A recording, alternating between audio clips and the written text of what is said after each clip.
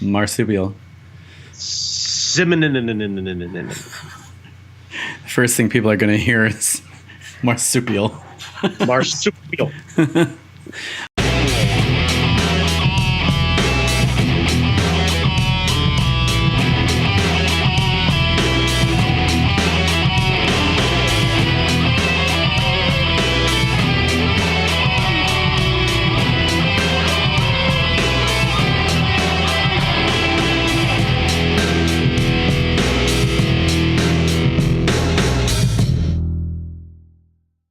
All right, Brandon Chalmers. We missed last week because you were on an away mission. Yes, I greatly apologize to literally the potential dozen of fans that we have here on fucking Duocast. So I greatly apologize. For some reason, my connection is going really poorly. Can you hear me okay? Yeah, I can hear you. Okay. If that happens, do me a favor, let me know. I'll switch to audio only. I was away on business, visiting the suburbs of Chicago, not actually stepping my way into the wonderful city, only enjoying its cold. I did manage to get a hold of some deep dish, which Jimmy Noguchi, it is one of the few times where I chose to be antisocial and it won. Yes. Because we got back, Jesus. We fly into Chicago, land in O'Hare, flew American, fine flight, no big deal. We land, we go to schedule a lift to come take us from O'Hare to our hotel. About, I don't know, give or take 15-minute drive or so. Not terrible. It took almost 2 hours to get a lift. Oh, my God. Because I'm not sure if it was user error based off of the representative that may or may not have had our company card on their account, not understanding how it works, or if it was a difficulty in the Lyft driver's understanding of the exact area where you're supposed to pick up Lyft drivers. At O'Hare, they have like a specific area for that sort of thing. That's usually I'm unclear what good. the issue was. Either way, I didn't end up getting back to the hotel until about 8:30 Monday. Yeah. By the way, to give you an idea of how crispy I was, my day started. I was up at 4:45. Oh my God! I was at work at 6 to try and make sure I was okay and got a whole bunch of stuff done. Left work around 1 o'clock to get to BWI, and then flew and everything else like that. So like I had been going for quite a while that day. So when we got back to the hotel, there was a consensus that they all wanted to do food. And mind you, the part of the reason, by the way, that the lift took forever is it was transporting 6 of us together. Okay. The idea was to try and carpool. Yeah. Having multiple people come from across the country, try and get your flights in relatively around the same time, try and carpool, save the company a little money, be good to the planet. Got no fight there. No big deal. But in turn, that means when we got to the hotel, I was done. And apparently everyone else wanted to chit-chat, and they ended up deciding that they wanted to go get food. Now, at the time, it was, with the wind chill, -14. Ooh, no thank you. No thank you. They decided, as a group, they were going to go get food. Now, literally, I texted my coworker, and as I'm texting him, hey, I'm ordering pizza, he texts, we're going down to the lobby, see you in 10 minutes. We're all going out to eat. I immediately, backspace, said, no, not we. You guys, have fun. I'm ordering pizza. I'll see you all. No, not we.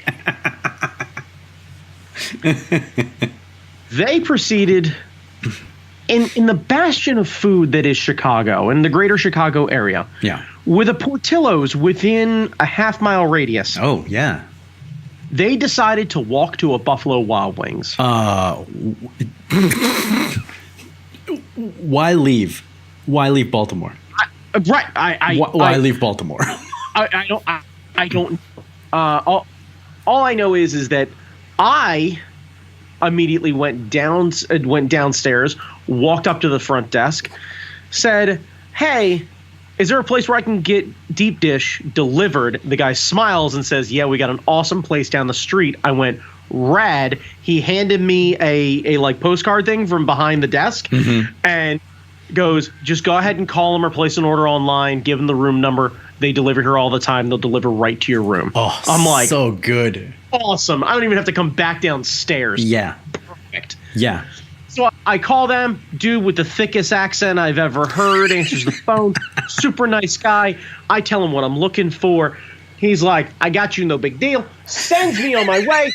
We're okay. I'm thinking, awesome, here we go. Second thickest accent I've ever seen shows up in a Chicago Cubs hat to come deliver my pizza.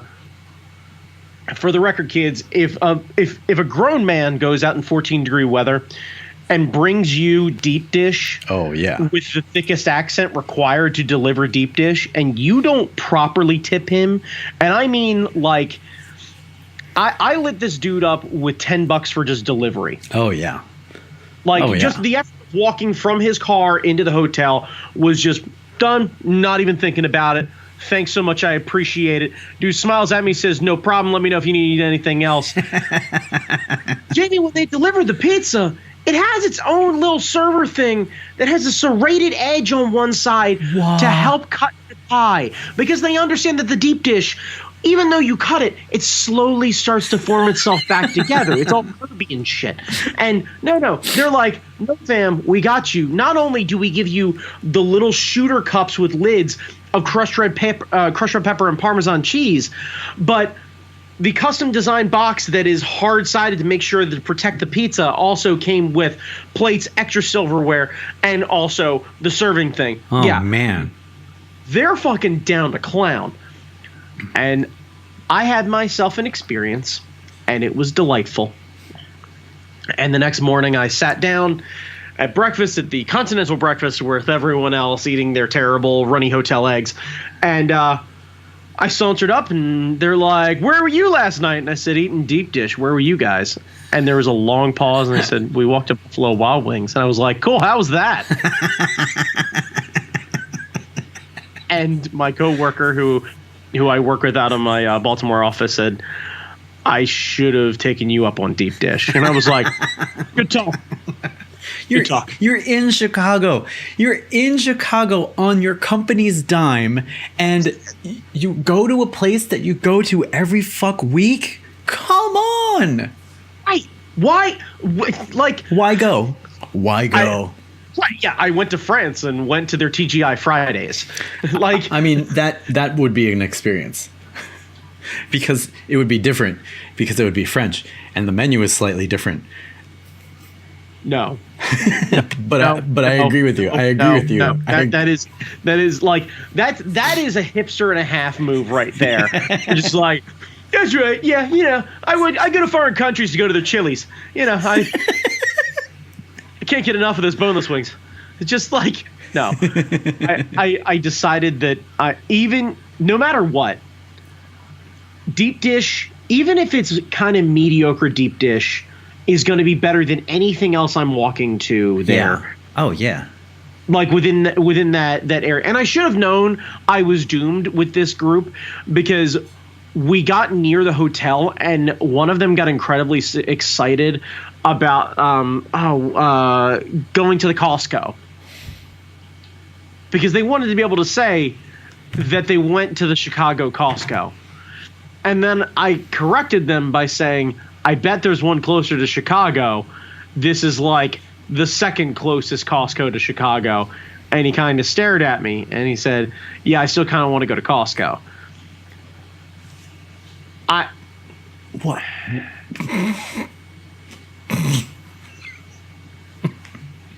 Look,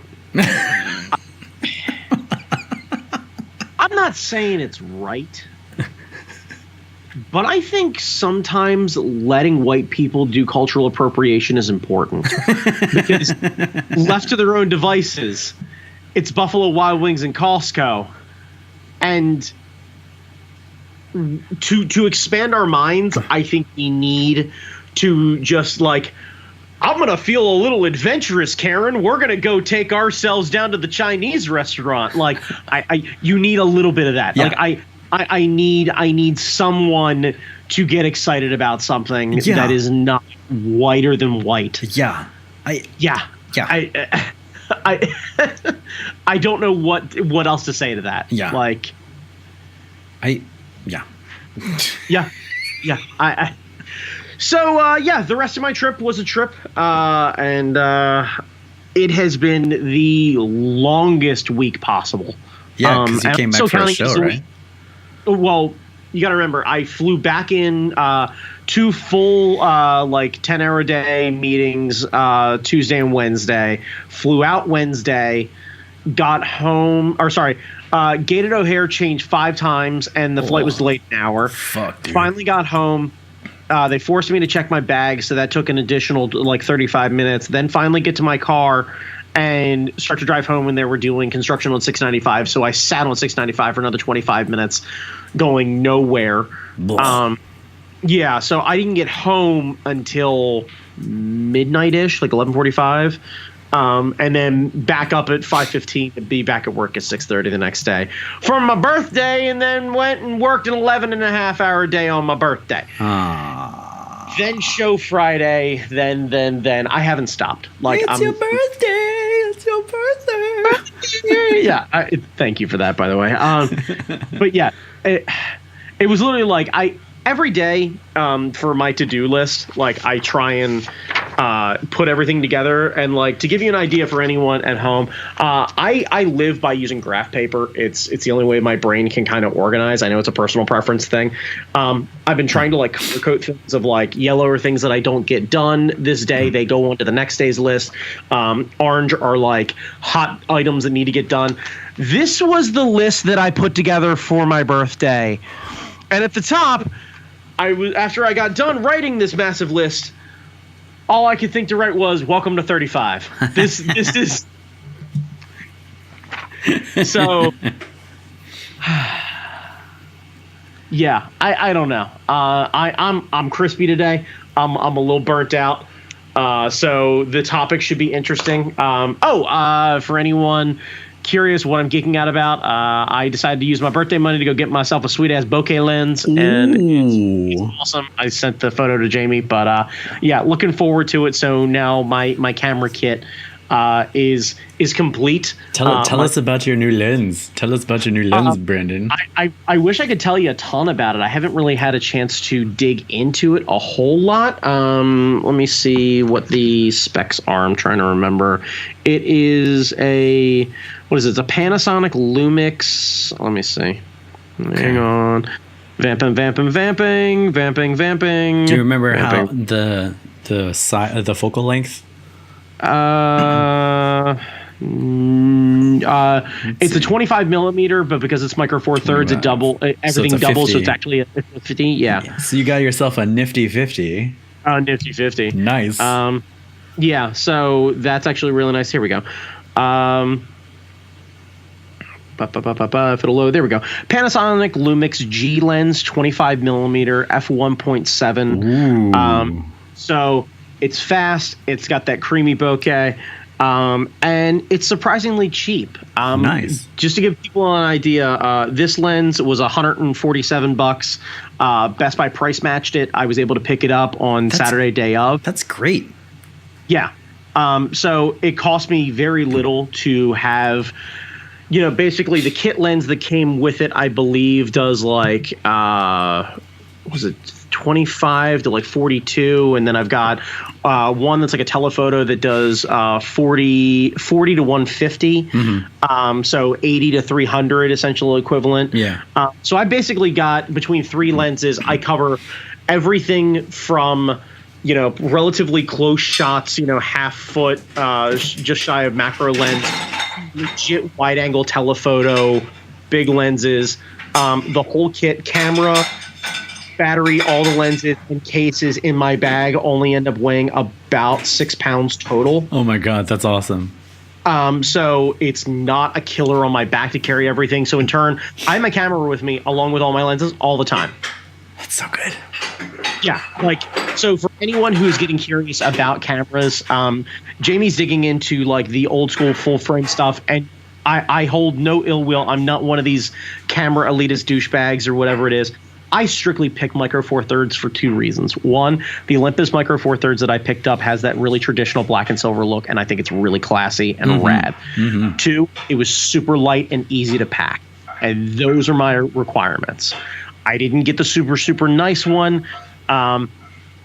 If you're curious about it, I think I got the EM Mark II. There's a 3 that's much nicer. The camera cost me about $500, and it comes with a really nice kit lens, and it's reliable. I had our own Steve Speed shoot a bunch of photos for the Art Fight show. He managed to use it all night taking photos, and the battery died right at the end of the last match. He managed to get I know it wasn't 100% charged when I gave him the battery, but he managed to get 550 photos. Oh, that's great. Before the battery ducked out, and yeah, I can get a pack of batteries for like $23. So the cost of everything has been really low.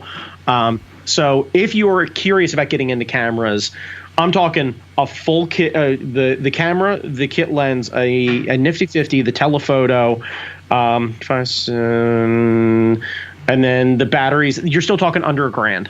That's great. For all of that. That's if I add the batteries. Yeah, that's so good. Yeah, right. So like, if you guys are interested in getting into photography, you can kind of do it piecemeal like I did. I went a little hard in the paint just because I ended up having a little extra birthday cash and decided to do something fun and treat myself.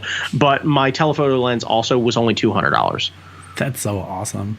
Yeah. So by comparison, if you guys ever start pricing it out or whatever it is, be mindful about this sort of thing. If you buy something super nice, it's absolutely super nice. But if you don't know how to use it, who cares? So yeah, I feel confident. Yeah. Right. Like, I feel confident with what I have. I'm never going to be a professional photographer. Never plan to, never want to. I don't have that ambition. But I'd like to be able to take some really nice photos and be able to document a lot of my travels and my trips and what have you. Yeah. And that's important. And the portable kit is perfect. Yep. Yeah. Yeah. And it's better than your phone because you can go like super long and close up and all that kind of stuff. Yeah. It's also really satisfying by comparison to your phone. Like, you take your phone out, no one, at least no one that I know, really has an intention of going out and taking photos with their phone. Yeah. It's a great camera for the old adage of it's the one you have on you. And I have no fight there for that. And I've taken a lot of fun photos, with my phone because it's available to me. But every time I wish, that I see some really cool vista or something like that in my travels, I always wish I had a camera. That's why I pulled the trigger on it. Yeah. So that's great. Yep. So Jamie, what are you geeking out about? Well, I figured today would be just a recap show because I as well went away for the weekend.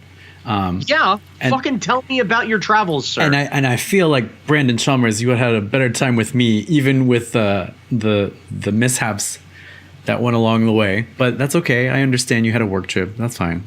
Yeah. By the way, if anyone's curious, trips with Jamie to Chicago, trips for work to not Chicago, where I'm on the scale. No offense to work. Work is work. I'm committed. I'm in it to win it. But work doesn't take me to go get Suckling Pig. Work doesn't, turn me into a backup singer for Young MC. Work doesn't take me to some weird, like, basement John Woo film cutaway to go get soup dumplings. So good. Yeah. God damn it. I have had more, and unironically for the white dude to say, I have had more great Asian food experiences with you in Chicago than I have. And like we did Suckling Pig. Yeah, we that did was great. Duck. We did that Thai consulate that had that really rad restaurant under it with the lady that just brought us food. Yeah, that was hysterical. Right. Yeah. What else? Not Asian food, but we went and hit up that weird Mexican place and got beef tongue tacos. Those were super rad. I'm trying to think of what else there was. mean, we did the deep dish thing. Yeah. We did that underground market where everyone else got like mall version Chinese food, and we got like what, soup dumplings, and got Phil Chan got us like weird meats on stick, which I don't even know what it is. I think we had chicken heart. I'm not really clear. It was all good. Yeah, it was all good. Like I didn't want to ask. Did you have beef? Did we have beef that time? I think we had beef as well. No, the first time we had beef. Okay. Yeah, right before we left, your sister-in-law took us to go get a beef. I ended up getting the combo. I got a red hot inside and then beef on top. So good. If I'm going to do it, I don't know how many times I'm going to have the opportunity. I am not missing an opportunity to have sausage and beef. Yeah. Well, Phil Chan, he got offered he's going to C2E2 this year at the end of the month. And okay. The guy he's working with, his representative to the convention, was like, "Hey, do you want to pick up this other booth next to you? It's like $600." And I for a half a tick, I was like, "It's not worth it, but it might be worth it." But next year. Yeah. Next year. Yeah. Yeah. Next year. Yeah. So I went out to visit my brother because he's turning 40 this year. Nice. And so the plan was go out Friday morning, hang out, and then come back on the red eye Sunday morning. Well, hang on. You should also be clear where you're heading out to. Oh, sorry. Seattle, Washington, or Seattle area, Washington State, that kind of stuff. Okay. So Thursday morning, I get a call from our editor. Me and a friend of mine have a book deal we're working on it. I can't really tell you much more, except that I'm working on promotional material right now because they have to talk to the distributor and all that kind of stuff. Nice. And so we've been going back and forth about like cover design, and they finally approved it, and they're like, "We like this one. Can we see a black and white version tomorrow?" So this is Thursday, the day before going to Seattle. And why are you like this? Oh my God. So I get this email and I'm like, this is exciting. This is my first major project. I will get you that black and white version. Now, mind you, because it's the cover, I was thinking that I was going to paint it.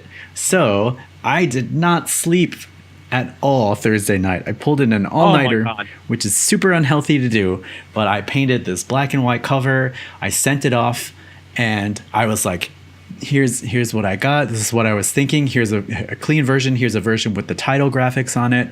I'm leaving for Seattle today. I'm not going to be back until early Monday morning because I'm taking the red eye Sunday evening. But I fully plan on, I know you need it next week because you need to talk to the distributor. I fully plan on working all day Monday to get it done. Right. So okay. I think I'm good to go. Okay. Go to Dulles, park the car, get on the shuttle, go through TSA. If you don't have TSA pre, you should get it. Okay. You should totally get it. It's $80.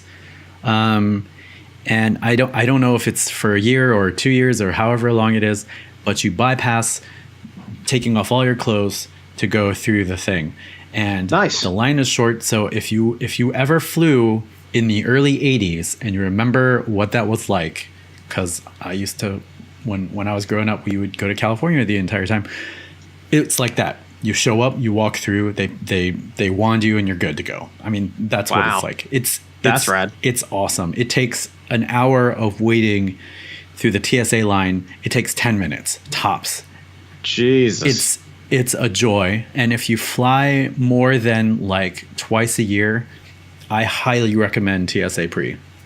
We're not sponsored by TSA Pre, but we should be. I'm down with that. So that's rad. We land early, but we're so early that there's no place for the plane to go. So we sit on the tarmac. I, like a good little millennial, bust open my phone to check my email. God damn it. I get an email and it's, "Hey, this is great. We need the cover by Monday morning so we can talk to the distributor." Mind you, me being an idiot, I did not bring any of my gear with me because Why would you? Yeah, because I was fully intending to spend the entire weekend just playing video games with my brother. Yeah. The season of the Drifter is out. Destiny. We were going to play Gambit Prime the entire weekend. If you like Gambit Prime is better because it's shorter because there's only one round. Yay. So I start to panic, of course. I'm sitting on this plane, nowhere to go, and I'm like, fuck. First thing I think, okay, maybe I can get an early flight, like a flight earlier, and come home. I check, because I bought my tickets at the discount rate, you can't really change your flights. No. So Right. I would have to buy a new ticket. So I look up new ticket prices. They start at like $700. Fuck that. That's not happening. At that point, I might as well buy a fucking Surface Pro from the Microsoft store and work. Oh shit, here. Jamie. And so I texted my brother and I'm like, Matt, I don't know what to do. I have to get this cover and done by Monday. I don't have a machine to work on. Is there a possibility that you guys have an intern room where I can possibly work at your studio and do stuff? And I'm writing this and I'm like, and I'm sitting there as I'm writing this, I'm saying, there's no way in hell Bungie has an open workstation for some dumb fuck to hang out at. I bet they do. They might, but I didn't have to find out because Matt wrote back. He says, I got you covered. I got an extra machine that I'm not using. I'm setting it up to play Destiny. And I was like, if it can play Destiny, it can run Photoshop. We're good there. All I need is a Wacom tablet and the original file, because Right. I didn't bring anything with me. So Right. Matt picks me up. We go to Best Buy. We get a Wacom tablet, the medium size. It's not what I'm used to, but it'll work in a pinch. Get to his house, set up the thing. I call Audrey and I say, Audrey, can you drop this file onto my Dropbox? Now, here is a half a hint for all of you kids out there who are thinking about being an illustrator or anything digital. Name your files and name them something that someone else can figure out. Pretend that you have to work with someone else, because Yep. this is a habit I've gotten into since I've gone into the working world. Because my very first job, I didn't know anything about like file management or system management. I wouldn't name my layers. I wouldn't name my files. I just knew like Photoshop 1. Oh, that's what this is. Photoshop 2. Oh, that's what this is. No. Name your files, name your folders. And because I did that, Audrey was easily able to find what the fuck I was looking for, dump it on my goodness. Dropbox. Okay, good. So, get to my brother's house. He fires up this laptop that he got for free from one of his coworkers. It has Shit. It has a big crack in the screen. It doesn't work. It does not want to load Photoshop. It doesn't want to load any of the drivers. It's just not working. So he's looking around, he's like, all right. Goes on Amazon, orders a keyboard and a mouse, and he picks up this Alienware tower and he says, yeah, we're gonna set this up for you. I'm not like, what the fuck? He just had this Alienware tower hanging out in the living room that he hasn't used for like ever. He just picked it up from work one day and was like, because they, every once in a while they get rid of old hardware and stuff like that. So 3 hours later, keyboard and mouse show up. Plug in the keyboard, plug in the mouse, plug in the Wacom, get everything sorted, download the programs, download the file, download Photoshop, because I subscribe to the Creative Cloud and I shit on it all the time, but it allows me to install Photoshop wherever the fuck I want. There you go. Everything's set, everything is good to go. And so like I got a chance to breathe, I got a chance to relax. We went out to get pizza, and then we went to the wrestling show. So this is the same night. This is the same night. Jesus Christ. I thought mine was stressful. It was a moment, and I was counting my lucky stars that my brother works in the tech field. Because otherwise I would have been absolutely screwed. I would have blown this deadline. I don't know what this would have done to our relationship between us and the publisher. I'm sure it would have been fine because I'm sure they've had to deal with people like this before, but this is like our first deal. So I didn't want to fuck it up. So anyway, wrestling. I was excited because I like the mans beating up the other mans. Hell yeah, as you do too. There's a promotion out there called DeFi Wrestling. I think there's a couple other ones out there, but DeFi seems to be pretty big. Because when I got in there, they had. So like it's this old time theater. It has 2 floors. Like there's a small stage on one end. There's the general floor here, and then there's like another balcony level that goes all the way around it and stuff. And they have the ring in the middle. They had 2 hard cams set up top. So nice. A hard cam by the DJ booth and a hard cam by the side. They had 2 floor cameras. So one guy walking around, always on the action, and another guy getting like crowd reaction shots and main action. Then they had 3 photographers just running around and doing all that stuff. Yeah, right on. And apparently my brother and his friends and his coworkers, they always get the same row. So like they get the front row by the stage. If you go through like their social media, you'll see my brother in some of the shots just yelling and going like, ah! Nice. My mom is in one of the shots because like one time he took my mom to the show. So there's my brother and she's going like, ah! Oh my God. I would love to go to a wrestling show with your mom because your mom is a delight to start with. Oh yeah. Like the idea of going and having her shout things as random sweaty wrestler dudes sounds like the best Saturday ever. I can only imagine how awesome it is because my mom does martial arts. So she has an appreciation for people beating the shit out of each other. Right, yeah. So the other thing is you can tell that they're all from the same crew because they have Bungee Club shirts. Okay. Like Bullet Club style, but they have like the raid skull, like when you die, the raid skull, and then they have Thorn and the last word on them. And I was like, man. Gotcha. Okay, so they're total nerds. Yeah, yeah. And they have like a month. I guess they do monthly shows or whatever, but they are there every time, that entire row. Gotcha. So it was cool. Like they had the chants going and all that kind of stuff. Do you remember when we went to see Keith that one time? There was a guy who had painted half of his face like a skull. Yes. And really skinny build, but like super athletic. Did the flippy doos. Yeah, really, really capable though. Yes. Darby Allin. Allen. Darby fucking Allen. And he was there, and I was like, I know that dude. He was up against this really big guy named Swerve, who is sort of like one of their OG guys. He's like their AJ Styles kind of dude. He's like he helped build the brand out there. He helped do the thing. Brandon Chalmers. 6 matches that night. Match number 3. This is the intermission match. This is the match that, you know, it's a good match, but it's not supposed to be the best match. It was the best. Yeah. It was the best match. It was the best. It was the best. Goddamn. Because Darby Allin put on a clinic. Darby Allin, Swerve and Darby Allin destroyed each other. Like they went hard in the paint. Like Darby Allin is a skinny dude, and I don't know what happened, but he ran at Swerve. Swerve sidestepped him, and somehow Darby Allin's body went through the top and the middle rope, like here. Okay. He bounced off the post and hit the floor, and it made that sound. You know that sound when bone that loud crack. Yeah, the loud crack, and everyone ran over, like all the security guys and oh god. And you know, he was just crawling around, and he got back up, and that was at the beginning of the match.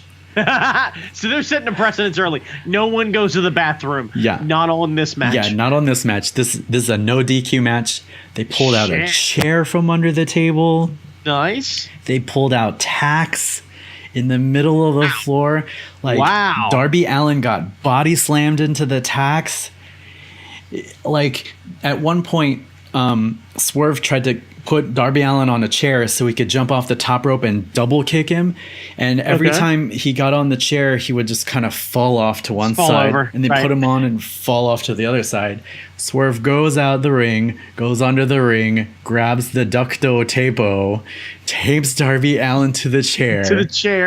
Jumps up and slams him down. And you think that's the end, but it's not. No. So wait, so the dude was duct taped to a chair and then kicked out? Yeah. Yeah. Yeah, somehow. I love that. And That's awesome. He did one of those moves where he grabbed the chair, got on the top rope, sat in the chair in the air, and then like body slammed the other guy with the chair. Like, Brandon, this was a magical match, and like nice. Swerve lost. Okay. It was a good beat. Darby Allin won. It was clean, no shenanigans, even though with no DQ, the tax thing. And so he gets on the mic and he's like, other guys would be pissed. Other guys would be, jump him in the corner like right after the match. But no, this was the best match. This was the great match to go out on. And I was like, he's leaving. This is his last match. This is his last match. You got to watch his farewell tour. And he was saying that like, he didn't tell us where he was going. But it sounded like one of the other promotions, like not like a coastal move, but like one of the bigger known names.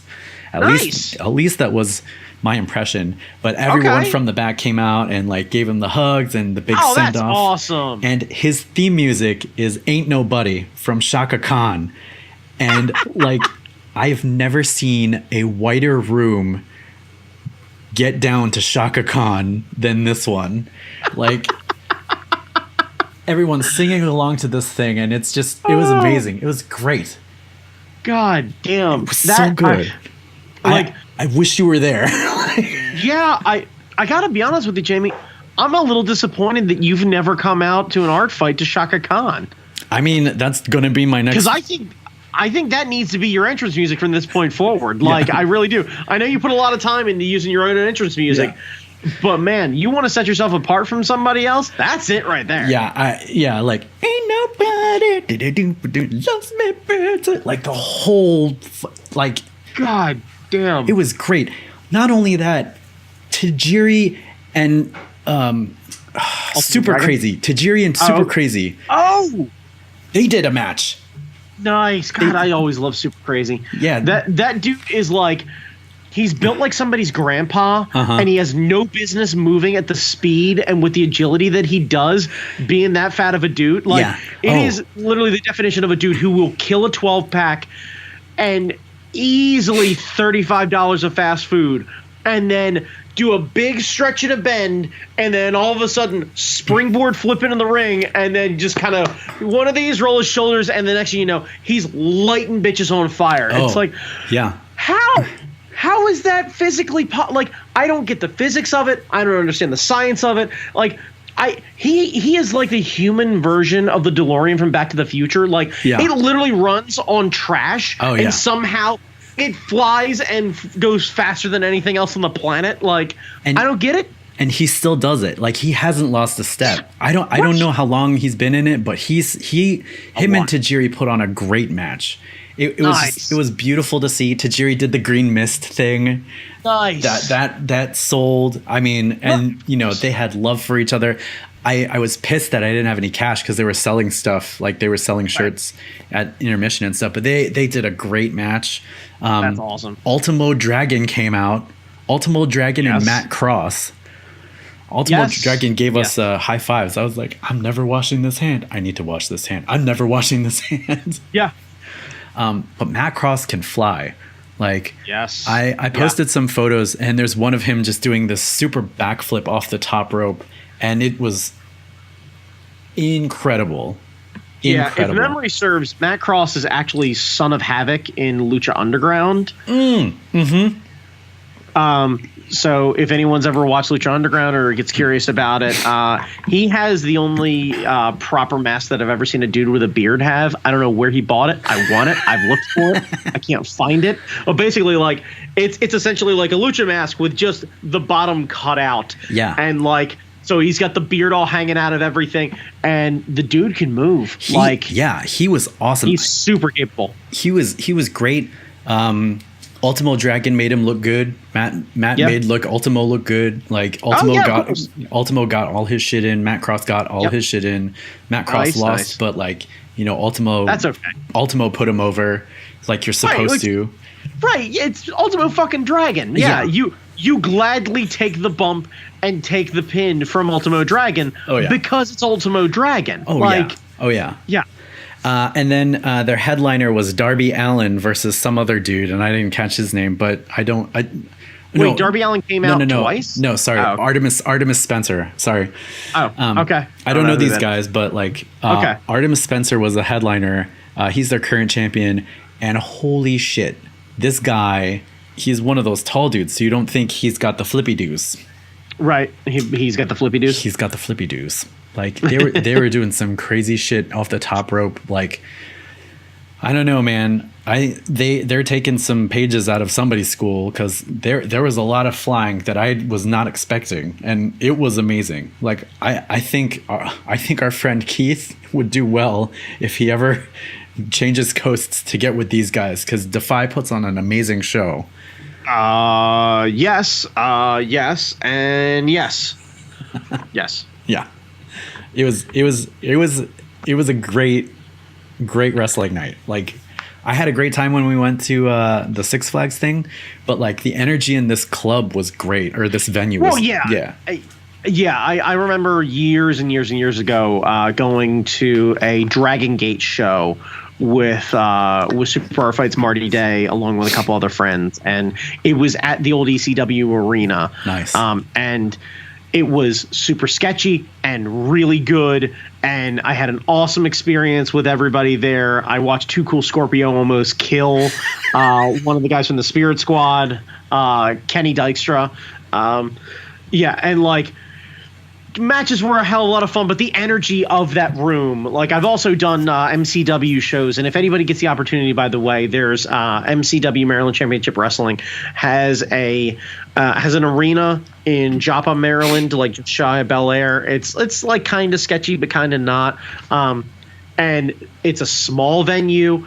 They clearly, like, the one half of the building is a flea market, the other half is the MCW wrestling school, and then they host shows right out of it. So good. And, like, they do their own TV, they do their own everything. They've had a bunch of people come in. So, like, when we went, we were, ironically enough, China was actually supposed to appear, but she wasn't. We had no idea that China was in the state that she was in before she passed, unfortunately. Yeah. But Billy Gunn ended up showing up, like, on short notice to fill in for her, signed all the autographs, came down, high-fived everybody. I ended up taking my buddy Phil and his son Sean as a Christmas gift. Billy Gunn stopped over, high-fived Sean. Like, couldn't have been cooler with everybody. All the wrestlers were super cool, all the kids. Like, that's and we awesome. were in front row, and the show was electric. Like, they put on a great show. The crowd was maybe 300 people, maybe, but because it's in that confined space, it was electric. Yeah. Actually, one of the other guys who was actually on that card was current WWE superstar Leo Rush. Oh, cool. Who is just as terrible in person as he is on TV. Oh, nice. So, yeah, hurry, cannot see that, dude. Anywho, I think next time Keith's group gets anywhere near us at a club venue, we have to try to make it. Yeah. No, I wholeheartedly agree. We need to go see that good old Keith Youngblood. So that was first day. That was Friday. Right. Yeah, that was Friday. Right. Saturday, Matt spent most of the day playing Destiny. I spent most of the day working on the cover. So we were both being super nerds. We ate leftover pizza from the other night before. Nice. But the plan was to go to karaoke that night. So, and so Brandon Chalmers, I do not drink. No, you do not. So I get to have a unique perspective on drunk people in the wild and observe them in their natural habitats. I think instead of observe, I think you mean tolerate, and God bless you for that. As someone who you've tolerated on multiple occasions, thank you for that. So we all met up at Bungie because most of the people that we're going out with are Bungie related or Bungie people. And they got Matt 3 gifts. One of them was a I don't know if you've seen these model kits, but they have these really high detailed model kits of the Dragon Ball Z characters. Okay. Where like if they move the arms, the muscles like move up and stuff. Oh, Wow, that's yeah, cool. Yeah, these figurized. It's from Bandai, so they did a similar run of the Kamen Riders, but they didn't sell it as well as these Dragon Ball ones. So like, their arms move and they're really high detailed and sculpted and stuff. And then one of his other friends got him like one of those the light bulbs that changes colors, or like that lighting set where you can program it to do different things. Like the Philips Hue. Yeah. Yeah, I have that in my living room. I absolutely love it. If anyone is curious, that is a second endorsement. Well worth the cost and super fun. Plus, it'll connect remotely. So if your wife happens to be sitting in the living room and you happen to be maybe in another state, you can totally change the lights and then turn them off on her. Web connect. I definitely turn the lights off on my wife in Chicago, 100%. It means you care. You're thinking about me. Yeah, it was literally like, I don't know, this is probably about the time, click, click, click, and like it'll do a whole bunch of other colors. So I was literally just switching in between like Christmas colors and like Tahitian breeze, where it was like purples and oranges, and like switching a bunch of colors, and then I turned them off. And like Kel texted, she's like, are you messing with the lights? And I was like, I can't, I'm in Chicago. She's like, quit messing with the lights. That's like, amazing. Okay. That's amazing. Yeah. So if honestly, just to torture, also the fun thing would be if you have children, you can totally turn their lights off on them and let them not do anything with that. Oh my God. I think we might need to do that with Hazel when she gets older, because she's going to be one of those kids who reads in bed till like 5 a.m. And then they gave him a joke gift, throat numbing spray for when you need to like. Yeah, for second dates. For putting things down your throat. And one of his coworkers baked a dick cake. Like this nice dick. I have photos that I can't show anybody because it was at Bungie, but I could show you in person. But it was like it was actually a pretty decently sized cake, and I don't eat cake, so I didn't get to try it. But then from there we went to Rockbox in Capitol Heights, Capitol something in Seattle. Right on. Okay. So I don't know how many karaoke bars you've gone to in your lifetime. Not many. I've had the one experience where we went to that place near Honey Pig. Okay. When it was still open, that was like legit style. Like you book a room, you go in, you do it that way. I've been to many karaoke nights at proper like bars. Yeah. But not like a karaoke club sort of experience. Yeah, so this place also had private rooms that you could rent, but we weren't there. They also had like the main lobby. It's a lobby. Right. It's not the bar. It's a lobby. It's like the size of our dining room. There's a bar, and behind the bar, that's where they put up the words. And then next to, like on the other side, is the DJ booth that takes up more room than the dance floor. But you grab the mic and then you just call out whoever's next and you hand the mic to that person. And if they don't show up, you just hold on to the mic and sing the song or ask them to skip it or whatever. Okay. There are regulars at this place. Shocker. And one of them really, really likes show tunes from really depressing musicals like Les Mis and Phantom of the Opera. Oh, God. He sang Javert. I'm not sure if you're familiar with Les Mis, but it's a downer. Not really. I know it's a downer. It's a downer. The movie is a downer. The play is a downer. The musical is a downer. There's a song where the cop is... So, basic rundown, there's a cop chasing this one guy who was in jail for stealing bread to feed his family. Because France. And the cop finally realizes that he's on the wrong side of this and he can't cope with it. So he sings a song right before he commits suicide by jumping off a bridge and drowning himself. And that is the song that this person chooses to sing at the karaoke bar. I have questions, but realistically, my only rebuttal is, shouldn't a karaoke bar be responsible enough to not have that in the rotation? I would, yes. If that was me, yes.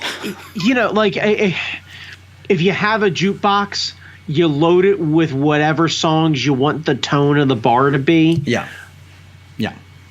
You make sure that if you're trying to have a feel-good sort of environment, Patsy Cline is not in the rotation. Like, you make sure that no one can work their shit out on your dime. I agree with you. This particular individual also chose The Music of the Night, which is from Phantom of the Opera, which is the song the Phantom sings to Christine, which is basically him confessing that he's been stalking her this entire time and is super obsessed with her and is way into her shit and believes that she is supposed to love him because fate and things, because of the music of the night. This is not a karaoke bar song. And dude wasn't even that good. Like, if you're gonna shocker. If you're gonna sing, like, if you go to karaoke with Zara, no one else sings because Zara is phenomenal because she can actually fucking sing. She's a voice actress. Of course she can sing. This guy is no Zara Fazal. See, hang on a second. By the way, I challenge Zara to an Eddie Vedder off because I can tell you right now, one of the two of us is going to do a photo accurate version of Jeremy, and it's the dude who's accurately wearing flannel right now. True, right? but like, let me be clear, I am ready to fucking play some Jeremy right now. Like, I will temple the dog the fuck out of it. Like, she can be the Chris Cornell to my Eddie Vedder, and we can temple the dog of that shit. Yes. Yeah, so like mixed in between like the fun bar songs was this musical shit, and I was blowing up Audrey on message. She was asleep, thank God, but I was like, listen to this bullshit right here. They're doing fucking Les Mis. They did songs from Rent, and of course everybody. Cut a video?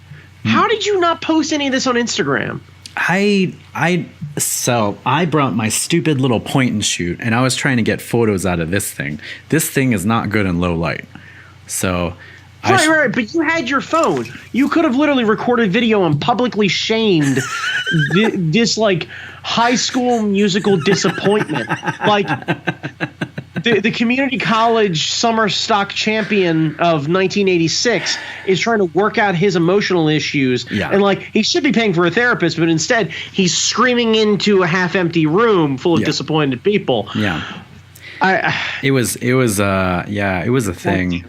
Look, okay, let me be clear also. If you have children and your children like to sing and they're not good because they're children and they're trying to work out their shit, I don't care how many beers you have to drink to get through it.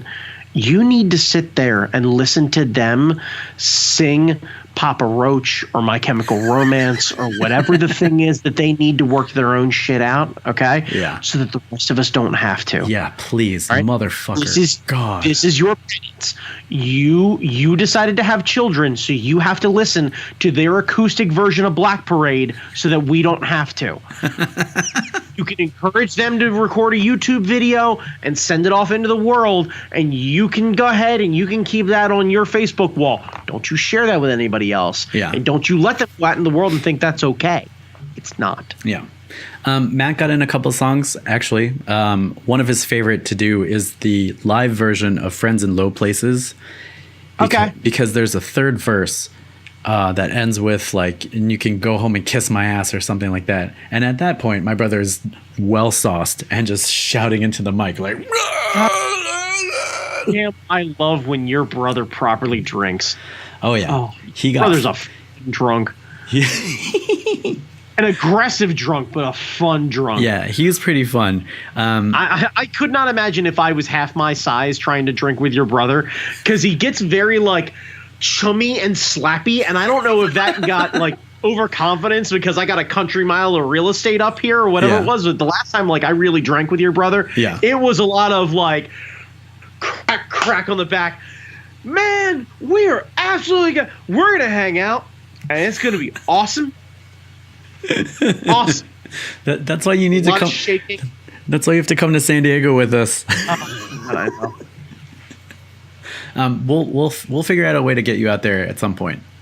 Yes, I absolutely definitely want to take that point. But yeah, like it was cool. They ran up a $250 bar tab. Okay.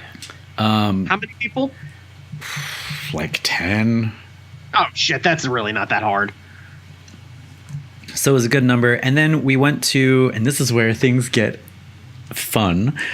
We went to a different bar, and this is where I really wish you were there, because Brandon Chalmers, when you are with a group and I am with a group, that becomes our group. If anyone tries to start shit with us, it doesn't matter if we just met an hour ago, we will protect our own. We will protect this house. We will Under Armour this shit like no one else. Yeah. Like, and we could have met 5 minutes ago. It doesn't matter. If you are with us, you are with us. If you are part of the crew, if you are friend adjacent, hey, this is my friend so-and-so. Hey, how's it going? What's going on? Yada, yada, yada. And I even get a half conversation with you.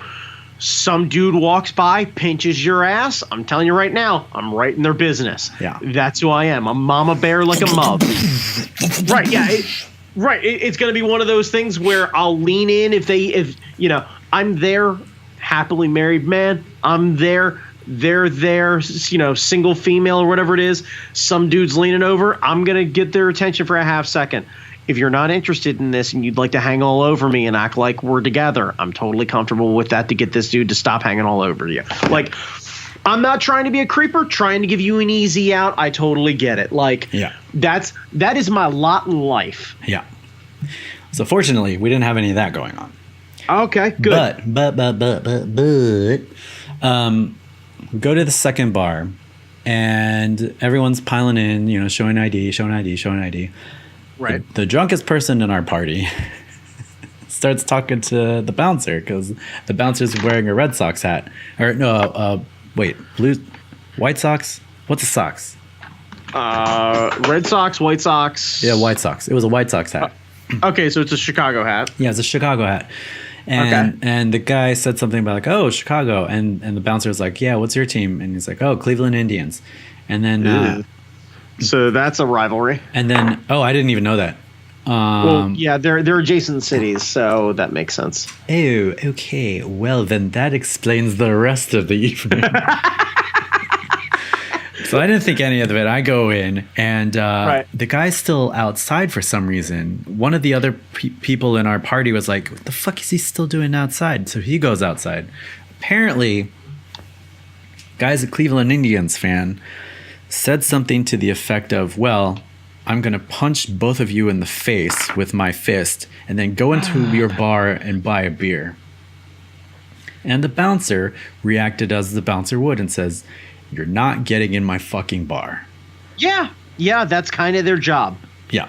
You've literally picked a fight with the gatekeeper. Yeah. Like it's the sort of thing where like you got to the gate and there's a very angry dog at the gate snarling, and instead of offering a steak, you slap that dog in the mouth. Yep. And then are surprised when that dog takes your arm off. Yep. So they're not letting him in. They the guy who came out comes back in and says like, I don't know what our friend said, but they're not letting us in. And so I was like, all right, well, we're going to a different bar. So we all pile out and we go to a different bar. And later I found out that that's why we were going to the different bar. But on the way to the place, I was like, I just met you, but if we need to kick the shit out of somebody, you let me know. Right. I kick hard, and I'm the sober one, so I can kick accurately. and Matt was like, yeah, like, I'm drunk, but I can still beat the shit out of somebody. So we end up at this, like, speakeasy type place where they serve nice wines and have, like, nice lounge chairs and all this kind of stuff. Okay, all right, yeah. They gave me a Coke with a metal straw in it, Brandon Chalmers. Because that is the type of place this is. Well, I guess fuck it. You know what? I was gonna pick on it and call it kind of hipster, and it probably is, but good for a bar for using sustainable things. That's not a bad thing. Yeah. And like, no fancy music, nothing bright, but it was like a cabana kind of thing. Like you almost expected it to be a beach outside, but it was in the middle of the city. So, random place, got to hang out and talk with people and all that kind of stuff. Nobody got into a fight. Everybody got home safe. and that was Saturday night. Okay. So I think you would have had a great time at both of those things, the wrestling and the drinking. Yeah. Yes. Wrestling and drinking is definitely my wheelhouse. So yeah, to no surprise, you had a good time. I'm glad about that. Yeah, and then Sunday, we hung out with his kids. We got to see Captain Marvel, which was great, and then Nice. Red Eye home. So Right. pretty full 2 days. Yeah. That sounds like it. Jesus. Yeah, which is why next time I go out there, I don't know, maybe next year, if you're not doing anything for your birthday and if your company isn't taking you anywhere, maybe we could like arrange something. Your birthday's around the same time. You instead. Yeah. Your brother's birthday is the 9th? The 6th. The 6th. Okay, so one day before. Mine's the 7th. Yeah. Yeah. So like you could get a tour of Bungie and you could hang out, and then we could go karaoke and watch wrestling and maybe get into a bar fight. Yeah. Yeah. All right, I think that's it, man. Yeah, Jesus. So, Jamie, I think what we've learned is, as I sit here with my to-do list for work, working on organizing up my work Trello, that I think the lesson to be learned here is stop working so much. Yes. I'm guilty of it. You're guilty of it. I don't know how we undo that. Like, I keep seeing all these really depressing things of like your desk shouldn't be your altar, and I don't know how to fix that. Yeah, I don't know, man. We gotta like schedule some. You know what? That's what we need to do, Jamie. We need to schedule game time. Yeah. Silly as it sounds, like if you're an adult, that's it. That's what I'm doing right now. Okay, kids, here's the lesson to be learned today. We always go into these things learning lessons and coming out on the other end, and I think I've got ours today. You're all going to overwork, because the reality is if you're following Jamie or you're following me, then you probably have that unique disease where you have a motor that you can't turn off. Yeah. Or you know someone who has a motor that they can't turn off. Yeah. You're going to need to either do it yourself and schedule some time to do fun stuff every week, or you're going to need to schedule it with that person and not tell them that's what you're doing, but make it a thing. Yeah. Video games, music, TV, something. You have to schedule something that they feel beholden to do to start kind of unwinding. Yeah. I mean, that's kind of what this is. Like us just That's kind of what this is. Right. But like, otherwise, we would never really catch up this way with this thing. Yeah, that's true. Yeah, I think we learn this in other things. Yeah. Like we would talk after a meeting, but it wouldn't be like, just shooting the shit like this. Right. Yeah. Like we would be talking about meeting related things and things that were from our day, but not really from our day. And it would end up basically turning into a bitch fest. Yeah. The fact that we actually get a chance to have a conversation about random stuff and get into everything. Like, fuck it. At that rate, start a podcast. Go get a friend. And like, it doesn't cost much. The Yeti microphone's like $100. Go and do it. Do the same thing we're doing. It's not that difficult. I'm using my Mac camera for my MacBook. Yeah, me too. Like, right. But that's what I'm saying. Like, we're not doing anything fancy. Go and do the thing. Find a friend. Talk about whatever it is. Talk about nothing. Like, just make it as an excuse. Who cares if no one actually listens? You and your buddy had a chance to actually get together and have a conversation. That shit's important. Yeah, that's true. Go do the thing, kids. Yeah. It's good for you. And we need to visit my brother. Yes. On a weekend so he can get drunk. Yes. Fuck yes. Jesus Christ. Poor you trying to haul me and your brother around. Because I know eventually it'll just turn into me carrying your brother around all officer and a gentleman style, or him deciding that I'm fucking Falcor and just hopping on my back, and there'll be a photo of him like arm up on my shoulder just going, yeah. Atreyu! All right, man. Where can people find you? You can find me on Instagram at that guy Chalmers. Where can they find you? Jamie Noguchi on Instagram, Angry Zen Master on Twitter. You're here on the site, all this good stuff, and blah. See you next week. Bye, kids. Bye.